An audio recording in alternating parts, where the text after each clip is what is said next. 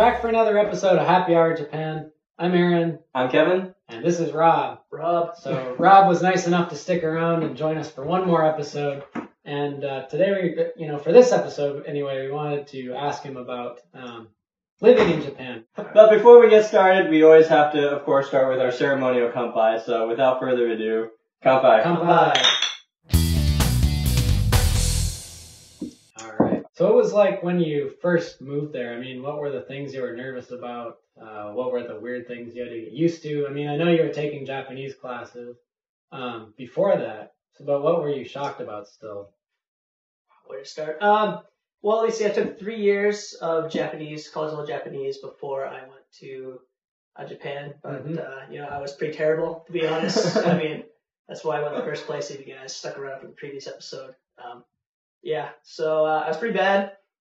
But I know how bad I was till I got there. And let me tell you, if you go, I'm not sure you guys have covered before, but you have like various regional dialects in Japan. So where I was in is known as Kansai, so that region's dialect is known as Kansai-ben.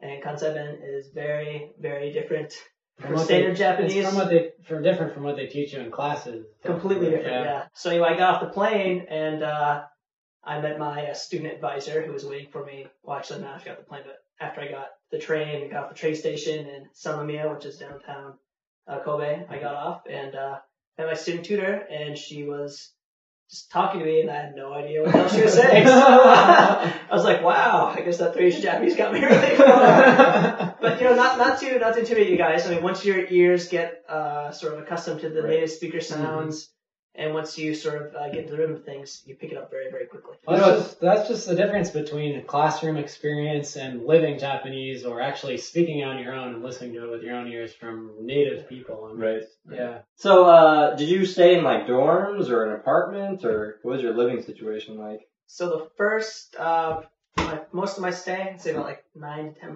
10 minutes of my stay. Sorry, I've lived at memory once I was kids, everything. And plus I'm drinking. You see, maybe 10 to 11 months I was in the dorm, which is really awesome. If you have a chance to do an exchange program, dorms are really cheap. I think mine was like ichiman sanzen, so 130 bucks a month, approximately. That's cheap. Yeah, that's pretty it's good. really cheap, and then, Cafeteria food's pretty cheap too, right? I didn't have a cafeteria in my place. Oh, It was they really did? cheap. Oh. I had to go to campus to eat. But Okay. Japan, as you guys know, is famous for building totally ridiculous and wacky stuff. So they built off the coast of Kobe and Kobe Harbor, they built like a giant freaking man-made island by raining dirt up on the ocean floor and cementing it over. Wow. I'm not lying, this is true. Wow. It's called Port Island. You can wiki it. You'll see it on Wikipedia. Anyway, they put the dormitory on this man-made island, and so that's where we lived. And it's kind of like they were kind of containing all the foreign students to this island with like one monorail taking the city. It's like Alcatraz.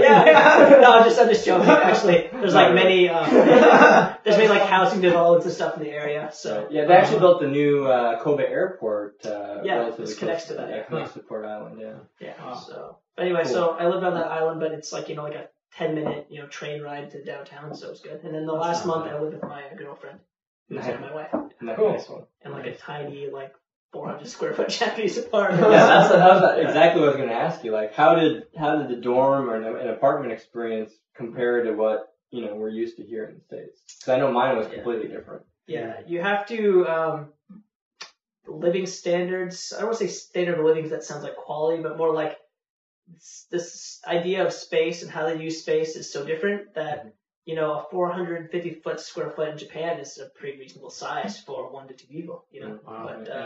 For us, that's like a bedroom. Right. So, but I mean, you get used to it. I mean, essentially, the apartment, my to be wife's apartment was essentially you walk in and there's like a door. And you walk in, there's like a little genkan where you take off your shoes. After genkan, you go in and there's like a tiny kitchen that's got like one burner in it, like one gas burner, like a mini fridge. And like you turn around behind that and there's like a closet with a toilet in there. I'm not lying. I sit down, my knees are like hitting the door when you close it, and I'm only like 5'11", so I'm not even that tall, Yeah. And then there's like a sink and like a sink to wash your face and stuff. and then there's like a shower stall bath. You know what I'm talking about? Yeah. I call it like half a bathtub that's really tall. Yeah, and then you we can just talked like about hug that a your couple knees. episodes. Yeah. Hug your knees and take a bath. Yeah. And after that, all this stuff is like in a tiny like 100 square foot space. Yeah, It's the insane. unit bath, right? Essentially. Yeah. It's all in one, and then you open the door and there's one room, and that's it. That's the whole apartment. Yeah, in Japan they measure the room size by the number of the number of tatami mats that fit in the room. Even though not every apartment is floored with tatami anymore, or I don't know what you would call that in English. Tatami, it's like traditional floor mats in Japan. But they still count them by how many mats you can fit in a room. Also, rokujo is a very common size of a room, 6 tatami mats. And the first time I stayed in a 6 mat room, I was like, oh my god, I'm gonna die. But you get used to it. You get used to it. You start to think, this is all I really need. And well, once you learn to kind of shed all your junk, I mean, I really think that you don't need as much stuff as you think you need, and so if you just kind of like pare your stuff down, it's easier to get by.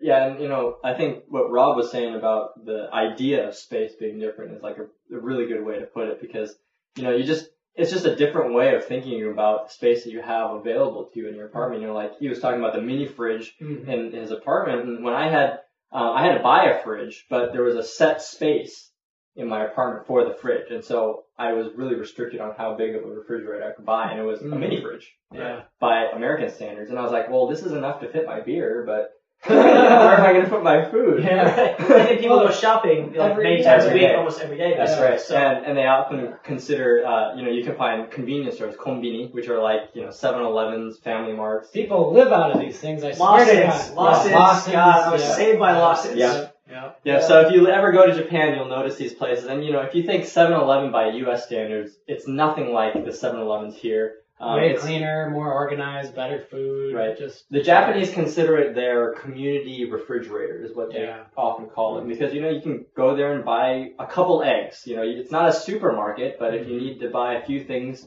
for a meal, it's a great place to go. If you don't want to cook that night, they have a lot of prepared foods for you, and it's actually very convenient. Yeah, it is. Well, especially because they put them in very residential areas too. They have them everywhere, to be honest with you, but especially in residential and office areas.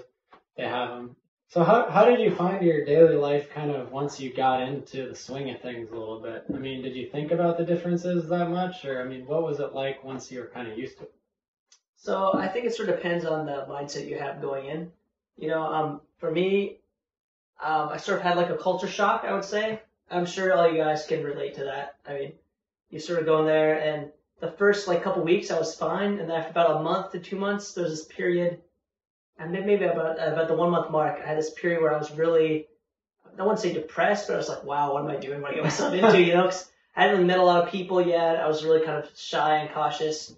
And then you just kind of have to put yourself out there. Mm-hmm. And for me, if you're lucky enough to be attending an exchange program, I was lucky enough that there's a lot of what they have, like club activities, or what they call sakura. So a sort of informal, not as formal as like a judo club or something, but you guys kind of meet on a couple times a week and do stuff. And for me, I joined a music group, so I ended up playing in Japanese rock bands actually, which was a lot of fun. Awesome. And everyone wants to have the Americans sing English songs in their band, which even if you can't sing is okay. So, it was a lot of fun. So, it's interesting because you get used to life in Japan and then you have reverse culture shock. I don't know if Rob, you had any of that, but. God, my English was terrible when I came back. Oh, I'm glad you mentioned that. I was telling Aaron about this. Like, I went to work and I felt like I was an idiot. I couldn't make a proper sentence. I was so used to, because I was a teacher over there, so I was so used to speaking very short sentences, very simple words. When I came back, I was like, I cannot speak English. Did you also find yourself like when you came back, kind of bowing a little bit? You're bowing a lot, yeah. You're making mannerisms that seem very odd if you're like some white dude walking around, Yeah. Just an American guy, you're like, oh hey, and like. I got to the point where I'd like call my dad on Skype or something, I tried to have a conversation about what I did for the past week, and I just like couldn't explain it to him. And he'd just be like, that thing, that word that I can't remember right now. And I've been back in America for just over 2 years now, and I would say, I'm finally just starting to recover my English, and it takes a long time. I'm sure you can attest to this. I still haven't recovered at all. Well, I guess to sum it up, did you have a good time? You enjoy yourself. I had an amazing time. It was probably the funnest year of my life. Wow. Yep. Actually, no, not probably. It was the funnest year of my life. Wow. So you would recommend people to go visit or live in Japan? Most definitely. Cool. Most definitely. Awesome. I would as well. Indeed. I like going there. I'll be moving there at some point. Great. Yeah. All right. Thanks again for watching, and come fight. Come by. Cheers.